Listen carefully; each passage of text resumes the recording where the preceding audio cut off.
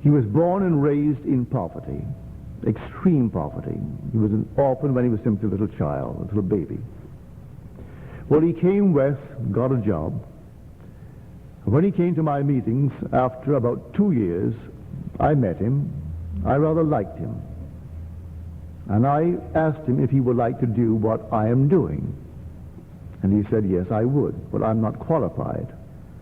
I said, you've only answered correctly. If you felt you were qualified, you'll be no earthly good. Today, I would say I am not qualified. If you ask me for my intellectual background, I couldn't qualify. Ask me for any background, and I couldn't qualify. I once met Damrosch in New York City at the Bohemian Club. At the Harvard Club, they met once a month. And when I was introduced to him by this most outgoing person, he asked me what was my background. Was it Germanic as far as my teaching? Was it Germanic? Was it French? Was it English? And I said, no, it all came by revelation. And the old man turned his back on me as though he was talking to the scum of the earth. Here was a social gathering. He judged you by your background based upon, were you trained in the Germanic school, the French school, the English school? And he named it. Well, I could not have answered in the affirmative to his questions, so that he turned his back. So I said to Freedom, you do not need any background. You trust me. I like you. I think you're honest, and you will not deceive anyone. You'll go north and you will teach. So he went north, and he's been teaching successfully. He bought himself a home in Cambria, as I say, midway between here and San Francisco. It's a modest home, but at least it's his home. It's all clear. But there's one consuming passion that he has. It's music. He loves music. And he had this lovely grand piano. But something was needed. He had to have it not repaired, but something must be done. And there was a modest charge of $400 to do to it what he thought should be done. But they could only do it if he sent it back to the factory. It was sent to the factory.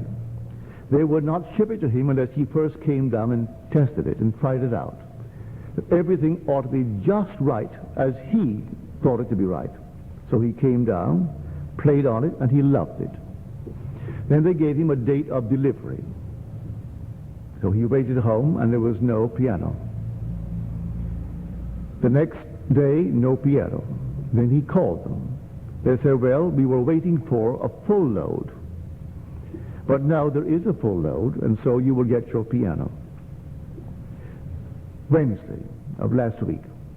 Not this week, Wednesday of last week. He waited in all day, and there was no piano. So when he called, they said, strangely enough, our driver and the truck and its contents have disappeared, and we cannot locate him or locate the truck or the contents. The next day when he called, no trace of the driver. So in desperation he called me. He said, I know, I teach this law, but never every penny that I have is really locked up in my piano. I have my home, but I have no income at the moment, and my one outgoing thing is simply to play. And it's only insured for $2,000, and I could not replace it for $4,000. But long before I could get the $2,000, if ever, here I am strapped, and I'm calling you to help. You're the only one to whom I can turn. So thank you for the confidence. And then that was it.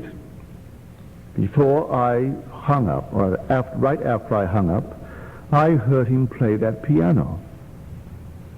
I could put my hands upon his shoulder, and I could feel freedom. I could feel the piano, and I heard this lovely music. Then that night, I turn on, as I quite often do if I'm up. Between 8 and 10, there's a lovely program that comes on KFAC. And it's usually piano music, but it was lovely music all through the day, 24 hours a day. So any time of the day I can turn that on, which is really turned on all the time anyway. And I heard this glorious concerto, and I imagined Freedom was playing it. And I simply put my hands upon him and thanked him for the joy he gave me in the playing of this concerto. And then I could feel the piano. Yesterday morning at 11 o'clock, he called. I was not available, but my wife answered. He said, I would have called you at 4:30 this morning when the piano was delivered. But I thought it unwise to disturb you at that hour in the morning at 4:30. But now I'm going to call you because you must be up. He said, I'm going to give you all the details eventually. I can't do it now over the phone. The strange thing. He did say this much. The driver was arrested in San Luis Obispo. He refused to give anything concerning the whereabouts of the truck and its contents. Only the past week I read in the paper that our banks lose from men who hold up the banks, maybe $7-8 million a year. But the investment that goes on